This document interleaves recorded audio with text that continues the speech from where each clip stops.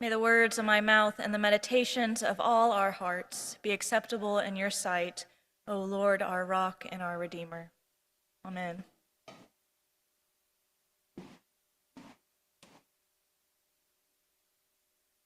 Even though much time had passed, he remembered the day his son left home like it was yesterday. He remembered the tears that fell when his son announced his departure. He remembered the deep sense of disappointment in himself, wondering how he had raised a son who valued the things he could take from a home more than the love and warmth that was within it. He remembered the overwhelming urge to somehow stop him, to lock him in place, fit him with a bridle like one of the mules in the stable, anything to make him stay. He remembered the fear gnawing in his stomach, the dread that he might never see his youngest son again. He remembered feeling all these things, and yet he remembered knowing deep down that his son needed to make his own choices. And he remembered letting his son leave despite his own trepidations. Every morning, the father awoke with a flicker of hope in his tired heart, a quiet hope that today could be the day that his beloved son would come home. And then one day he stepped outside and he saw a figure in the distance.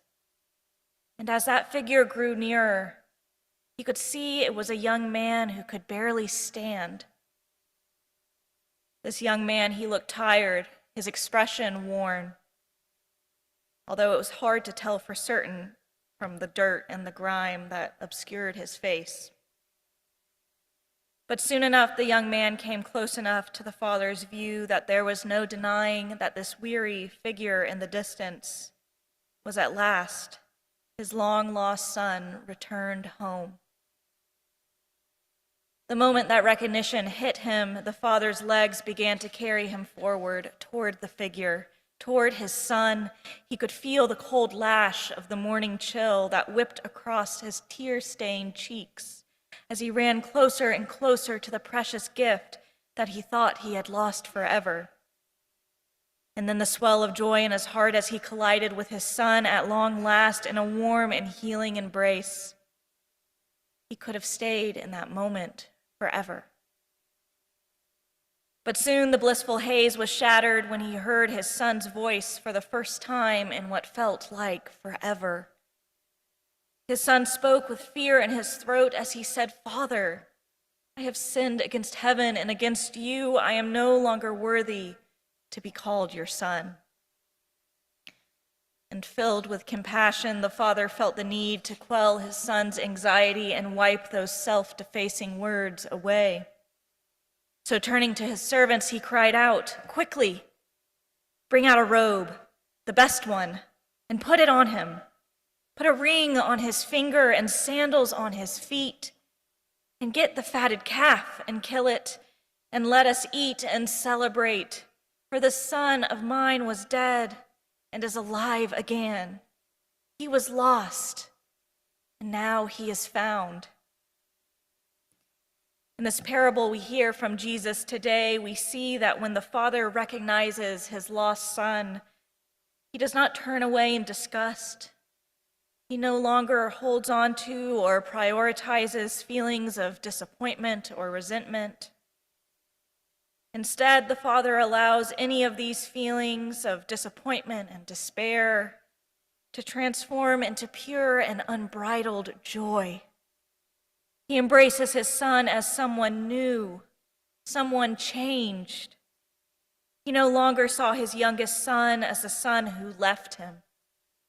He now saw him as the son who had returned. All that mattered was that they were together again. This, my friends, is the type of love that God has for all of us.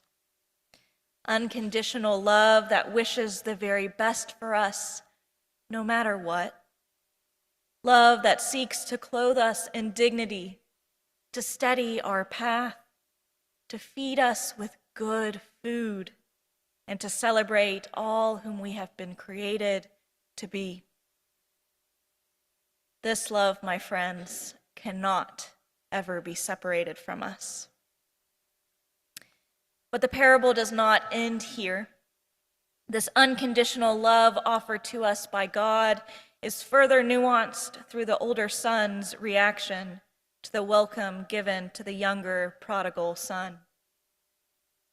When the older son sees the warm welcome and celebration given to his younger brother, anger and resentment wells up deep in the pit of his stomach.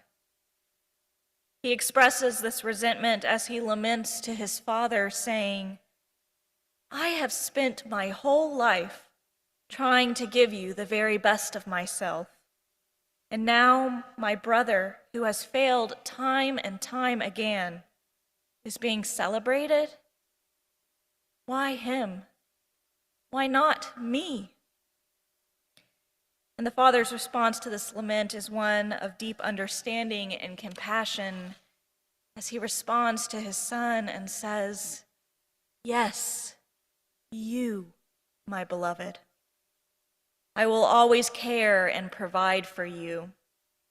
There is no need for you to earn my love and my care. I delight in you. And if you were lost, I would welcome you home in the same way. But today your brother has returned home. He was lost and has been found.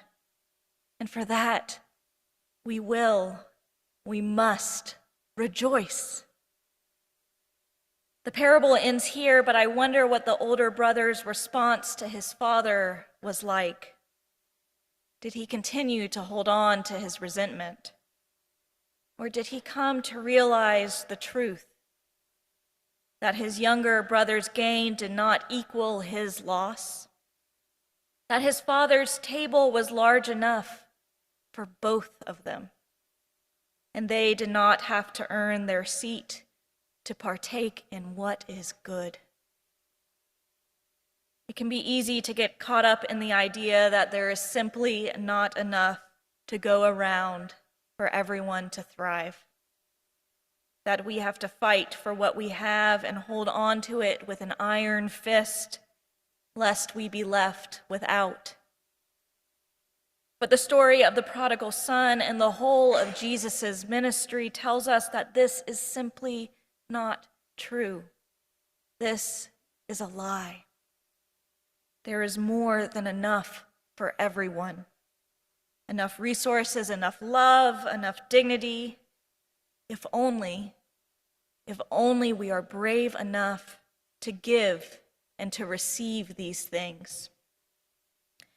We see this modeled through Jesus' first miracle at the wedding in Cana, when Jesus turns water into wine and creates not just some wine, but an abundance of good wine. We see this modeled through Jesus' feeding of the 5,000, where he multiplies a loaf of bread and a fish and turns it into an abundant feast with plenty of leftover. We see this modeled through Jesus' consistent call to uplift the orphan and the widow, his call to give freely to those who too often go without. The gospel and the lessons within it are stories of abundance. Author Rodney Clapp speaks to this message of abundance when he says, "Every time God's active, stretching, searching, healing love finds someone and calls that person back home, it does not mean there is less for the rest of us. It means there is more. More wine, more feasting, more music, more dancing. It means another, and now a bigger party." Often sermons on the parable of the prodigal son will ask you whether you identify with the wayward prodigal son or the older, morally upright son. And while this is certainly a meaningful exercise, today I want to challenge you and me to think about what it would look like to feel and identify with and to emulate the Father in this parable. I want to challenge all of us to wonder what it would look like to love without barriers, what it would feel like to stand in stark defiance of a scarcity mindset that operates under fear, a mindset that says someone else's gain is our loss, and instead embrace a mindset of abundance that operates out of radical love and seeks to welcome, to clothe, to celebrate, and to respect all whom we come in contact with. All who, like the prodigal son, are asking us for another chance. Beloved, no one is ever too far gone to be welcomed back into the fold of love and grace. So let us choose to live with open hearts, ready to share that love with those who need it. And in doing so, we will make space for a bigger, more joyful celebration, a celebration that reflects the heart of our God, who delights in us and will always wait for us when we lose our way. He will wait with us and wait for us with hope in his heart for our return. And he will always celebrate when we return to the way of love. May we love like the Father, with an otherworldly, unconditional kind of love. And may we together create a world where everyone feels wanted and where everyone feels like they can always return back home. Amen.